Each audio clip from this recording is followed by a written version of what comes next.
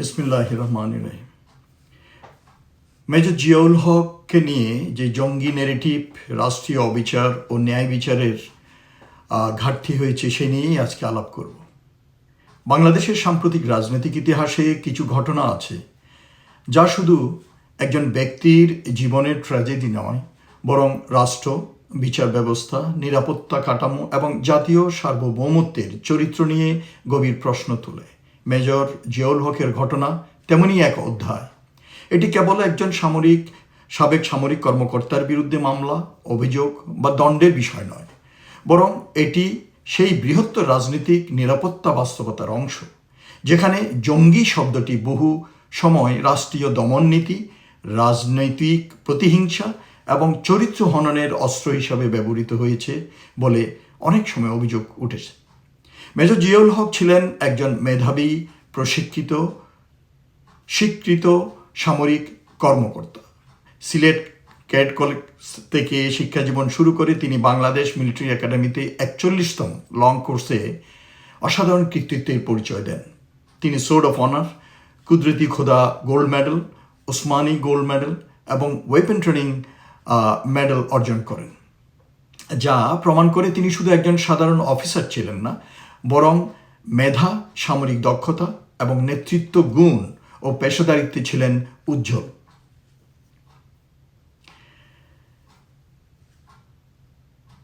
এমন একজন অফিসারকে যদি রাষ্ট্রীয় বয়ানের মাধ্যমে একদিন জঙ্গি কার্ডের পোস্টার বয় বানানো হয়, তাহলে প্রশ্ন উঠবেই, এটা কি সত্যের বিচার নাকি রাজনৈতিক উদ্দেশ্যে নির্মিত একটি ন্যারেটিভ মাত্র?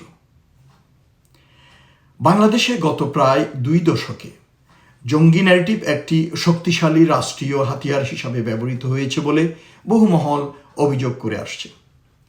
এই ন্যারেটিভের মাধ্যমে কখনো রাজনৈতিক বিরোধীদের দমন করা হয়েছে, কখনো আন্তর্জাতিক মহলের সহানুভূতি আদায় করে ক্ষমতার বৈধতা প্রতিষ্ঠার চেষ্টা হয়েছে, আবার কখনো বিচার বহির্ভূত হত্যা, গুম, রিমান্ড, পরিবার হয়রানি ও মিডিয়া ট্রায়ালকে বৈধতা দেওয়ার চেষ্টা করা হয়েছে।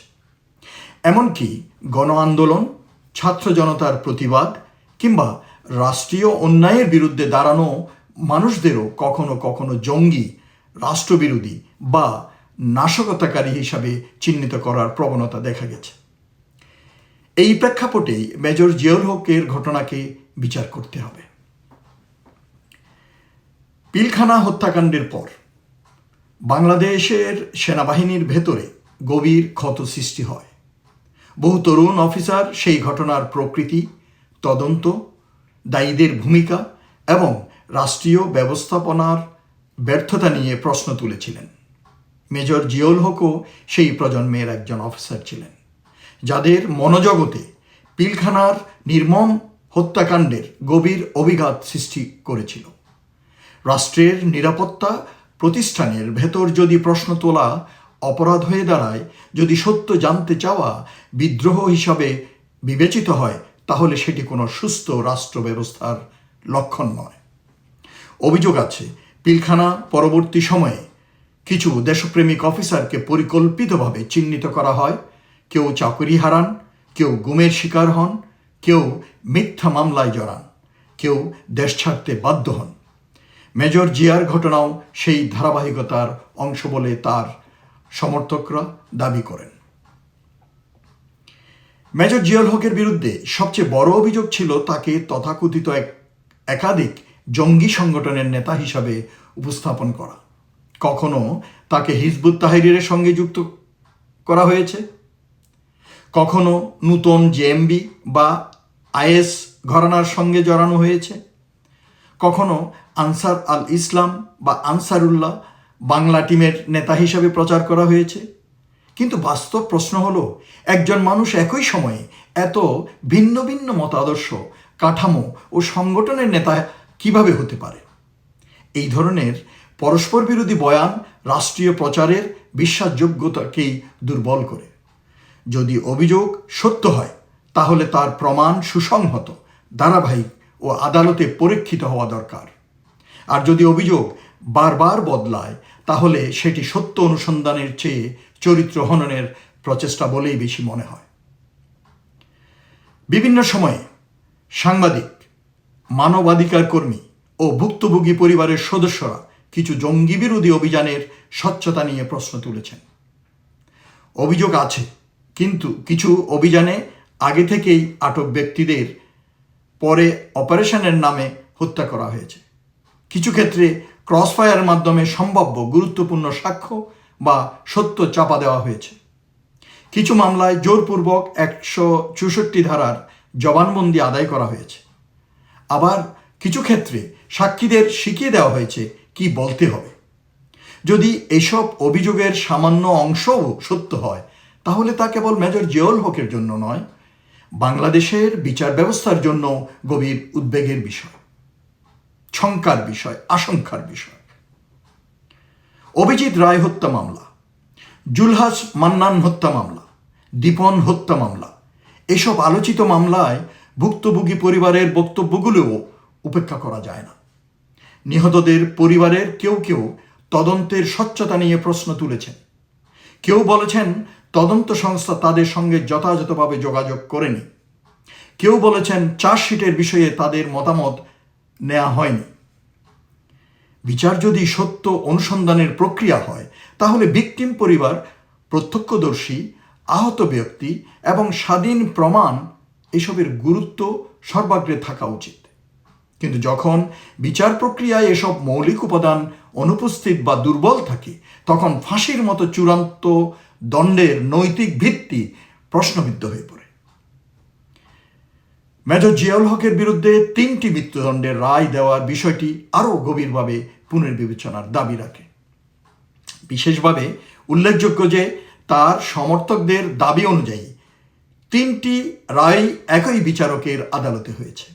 পরবর্তীতে সেই বিচারকের ভূমিকা ও রাজনৈতিক অবস্থান নিয়েও বিতর্ক সৃষ্টি হয়েছে।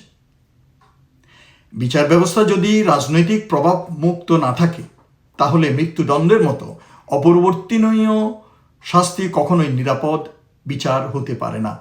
কারণ ভুল বিচারের সবচেয়ে ভয়াবহ রূপ হলো এমন দণ্ড যা কার্যকর হয়ে গেলে সংশোধনের সুযোগ থাকে না। 2016 সালে মেজর জিয়াউল হকের নামে 20 লক্ষ টাকা পুরস্কার ঘোষণার ঘটনাও রাষ্ট্রীয় দায়িত্বশীলতার প্রশ্ন তোলে। গণমাধ্যমে তাকে গুলশান, শোলাকিয়া ও কল্যাণপুর ঘটনার মাস্টার মাইন্ড হিসাবে প্রচার করা হলেও পরবর্তীতে অভিযোগ ওঠে যে এসব ঘটনায় তার বিরুদ্ধে কোনো আনুষ্ঠানিক মামলা, চার্জশিট বা আইনি কাগজপত্রে সুস্পষ্ট ভিত্তি ছিল না। যদি সত্যি কোনো সরকারি নথি ছাড়া, কোনো বিচারিক প্রমাণ ছাড়া, কোনো তদন্ত সম্পন্ন হওয়ার আগেই একজন সাবেক সামরিক কর্মকর্তাকে জাতীয়ভাবে মাস্টার মাইন্ড বানিয়ে প্রচার করা হয়ে থাকে, তাহলে সেটি গুরুতর রাষ্ট্রীয় অন্যায়। এমন প্রচার একজন মানুষের জীবন, পরিবার, নিরাপত্তা, সম্মান ও ভবিষ্যৎ ধ্বংস করে দিতে পারে। এই অবস্থায় সরকারের উচিত মেজর জিয়াউল হকের বিষয়ে একটি মানবিক, আইনসম্মত ও নিরপেক্ষ অবস্থান গ্রহণ করা। বিষয়টি রাজনৈতিক প্রতিশোধের দৃষ্টিতে নয়, ন্যায় বিচার ও রাষ্ট্রীয় মর্যাদার প্রশ্ন হিসাবে দেখা প্রয়োজন। প্রথমত, তার বিরুদ্ধে থাকা সব মামলার নথি, সাক্ষ্য, জবানবন্দি, প্রমাণ, তদন্ত প্রক্রিয়া এবং অভিযুক্তদের সঙ্গে আচরণ স্বাধীনভাবে পুনর্মূল্যায়ন করা দরকার। দ্বিতীয়ত, যেসব মামলায় গুম, জবরদস্তি, নির্যাতন বা চাপ দিয়ে জবানবন্দি আদায়ের অভিযোগ আছে, সেসব মামলার ভিত্তি পুনরায় পরীক্ষা করা জরুরি। তৃতীয়ত, তার বিরুদ্ধে ঘোষিত পুরস্কার, মিডিয়া ট্রায়াল ও রাষ্ট্রীয় প্রচারের বৈধতা পর্যালোচনা করা উচিত। চতুর্থত, যদি দেখা যায় তিনি রাজনৈতিক উদ্দেশ্য প্রণোদিত মামলা ও প্রচারণার শিকার, তাহলে তাকে স্বাভাবিক জীবনে ফিরে আসার সুযোগ দিতে হবে। বাংলাদেশের রাষ্ট্রের মর্যাদা এখানে। রাষ্ট্র যদি ভুল করে, তাহলে তার সংশোধনের সাহস দেখাতে হবে। কোনো নাগরিককে অন্যায়ভাবে জঙ্গি বানিয়ে দিলে, তার জীবন ধ্বংস হয়ে গেলে, তার পরিবার সামাজিকভাবে বিপর্যস্ত হলে রাষ্ট্রের দায়িত্ব শুধু নীরব থাকা নয়, বরং সত্য উদ্ঘাটন করা, ক্ষতি পূরণ দেয়া এবং সম্মান পুনঃপ্রতিষ্ঠা করা। মেজর জিয়াউল হক যদি সত্যি অন্যায়ের শিকার হয়ে থাকেন, তাহলে তার ফিরে আসা শুধু একজন ব্যক্তির পুনর্বাসন নয়, এটি হবে রাষ্ট্রীয় ন্যায় বিচারের পুনর্জাগরণ। সরকারের উচিত একটি স্বাধীন কমিশন গঠন করা, যা 2013 সাল থেকে 2024 সাল পর্যন্ত আলোচিত জঙ্গি বিরোধী অভিযান, সাজানো মামলা, গুম, ক্রসফায়ার ও জোরপূর্বক জবানবন্দি এবং মিডিয়া ট্রায়ালের অভিযোগগুলো নিরপেক্ষভাবে তদন্ত করবে। এই কমিশনে বিচারক, মানবাধিকার কর্মী, সাবেক সামরিক কর্মকর্তা, আইন বিশেষজ্ঞ, সিভিল সোসাইটি প্রতিনিধি এবং প্রয়োজন হলে আন্তর্জাতিক পর্যবেক্ষক রাখা যেতে পারে। এতে শুধু মেজর জিয়ার ঘটনাই নয়, বহু নিরপরাধ ব্যক্তি ও পরিবারের উপর সংগঠিত সম্ভাব্য রাষ্ট্রীয় অন্যায়ও সামনে আসবে। মেজর জিয়াউল হকের ঘটনা তাই শুধু ব্যক্তিগত নয়, এটি একটি জাতীয় পরীক্ষা। আমরা কি সত্যকে ভয় পাব, নাকি সত্যকে স্বীকার করার সাহস দেখাব? আমরা কি পুরনো রাজনৈতিক ন্যারেটিভের বন্দী থাকব, নাকি ন্যায় বিচারের পথে হাঁটব?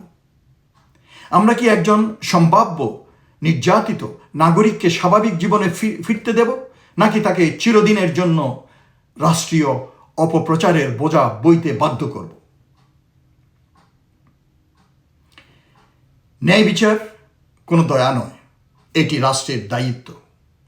মেজর জিয়াউল হকের বিরুদ্ধে সব অভিযোগ যদি প্রমাণ ভিত্তিক হয়, তাহলে তা আদালতে স্বচ্ছভাবে প্রতিষ্ঠিত হোক, এবং আমরা তা চাই। আর যদি অভিযোগগুলো রাজনৈতিকভাবে নির্মিত, জোরপূর্বক স্বীকারোক্তি নির্ভর, মিডিয়া ট্রায়াল ভিত্তিক এবং গোয়েন্দা ন্যারেটিভের অংশ হয়ে থাকে, তাহলে সরকারের উচিত দ্রুত তার প্রতি ন্যায় বিচার নিশ্চিত করা। বাংলাদেশকে সামনে এগোতে হলে বিচারহীনতা, গুম, সাজানো মামলা, রাষ্ট্রীয় মিথ্যাচার এবং রাজনৈতিক প্রতিহিংসার সংস্কৃতি থেকে বেরিয়ে আসতে হবে।